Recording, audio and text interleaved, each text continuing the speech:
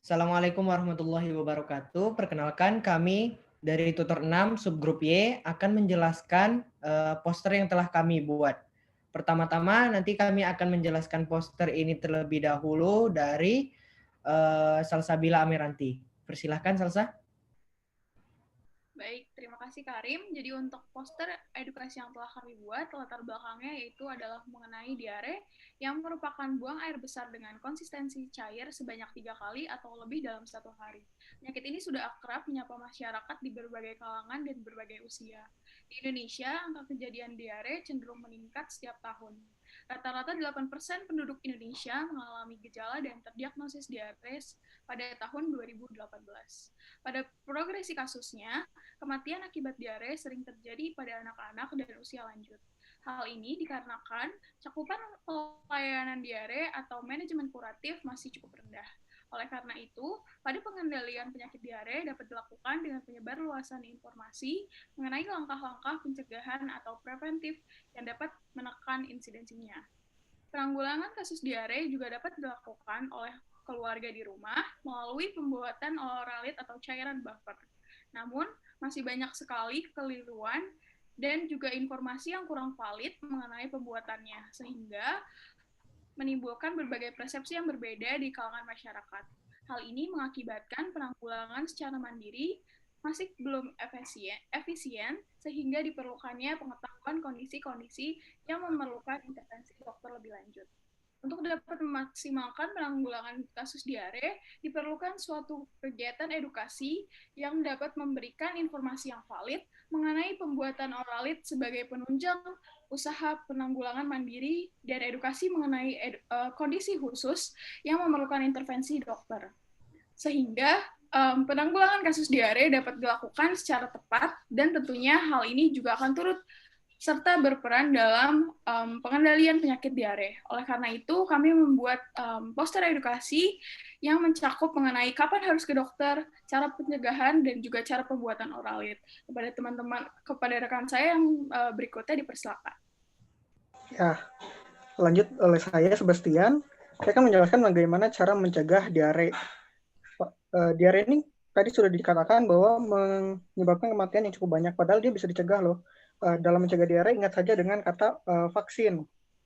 Huruf V merupakan vaksin rotavirus.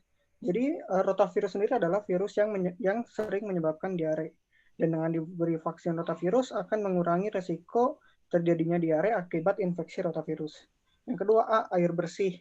Dengan penggunaan air bersih kita bisa meminimalisir air yang terkontaminasi oleh mikroorganisme yang dapat menyebabkan diare ataupun zat-zat kimia berbahaya lain yang juga dapat mengganggu fungsi dari usus kita yang dapat menyebabkan diare. Yang ketiga ada kebersihan diri. Kebersihan diri dapat kita lakukan dengan cara melakukan cuci tangan yang baik dan benar, baik sebelum maupun sesudah makan. Dengan mencuci tangan kita bisa meminimalisir terjadinya kontaminasi oleh cacing ataupun kuman-kuman lainnya. Yang keempat ada S, sanitasi baik. Dengan sanitasi baik, maka lingkungan kita juga akan lebih bersih. Sanitasi baik bisa kita lakukan dengan cara misalnya, kalau untuk bayi, dotnya dibersihkan dengan benar. Lalu piring-piring bekas makan juga dibersihkan dengan air bersih yang mengalir. Ataupun rajin melakukan pembersihan di rumah. Itu dapat mencegah juga diare. Yang kelima ada I, gizi baik. Dengan gizi baik, maka tubuh akan memiliki daya imunitas yang lebih baik dan bisa mencegah terjadinya diare. Lalu yang terakhir ada N, makanan higienis. Nah, makanan higienis ini dapat memberikan manfaat juga baik berupa gizi baik maupun terhindar dari kuman pada makanan yang menyebabkan diare. Ya, jadi sekali lagi cegah diare dengan vaksin. Selanjutnya untuk Karim. Oke, selanjutnya dari saya Abdul Karim. Dari beberapa pencegahan tersebut, tentu keadaan diare sewaktu-waktu dapat terjadinya kegagalan dalam pencegahan yang mana dapat menimbulkan komplikasi-komplikasi yang lebih serius. Oleh karena itu, untuk menjauhkan dari hal-hal komplikasi yang disebabkan oleh diare, perlulah intervensi dari dokter yang mana keluarga pasien membawanya ke rumah sakit terdekat. Berikut ciri-ciri pasien yang harus dibawa untuk intervensi lebih lanjut. Yang pertama ada diare berlangsung lebih 2 hari tanpa membaik. Yang kedua ada sakit perut yang parah. Yang ketiga ada BAB berdarah atau hitam. Yang keempat ada demam tinggi di atas 39 derajat Celcius. Dan juga pasien memiliki tanda-tanda dehidrasi. Apa aja sih tanda-tandanya? Seperti mulut kering, menangis tanpa air mata, tampak lesu, mudah mengantuk, rewel, perut, mata, pipi cekung, dan kulit tidak kembali rata setelah dicubit. Oleh karena itu, hal-hal tersebut perlulah untuk mendapatkan intervensi yang lebih lanjut agar kematian yang ditimbulkan oleh diare dapat tertangani dengan baik.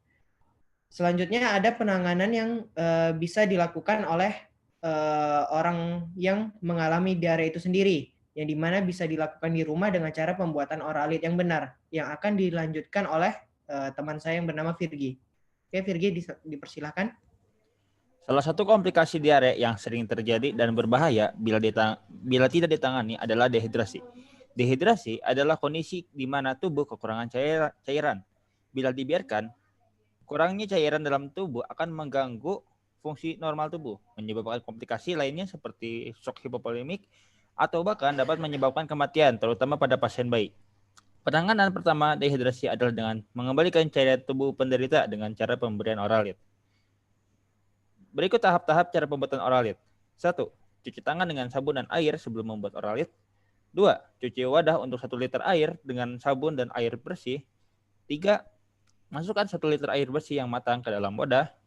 4. Tambahkan setengah sendok teh garam dan 8 sendok teh gula. 5. Aduk sampai larut merata kurang lebih selama 1 menit. Dan terakhir, oralit siap diminum. Sekian presentasi dari kelompok kami. Kurang lebihnya mohon dimaafkan. Assalamualaikum warahmatullahi wabarakatuh.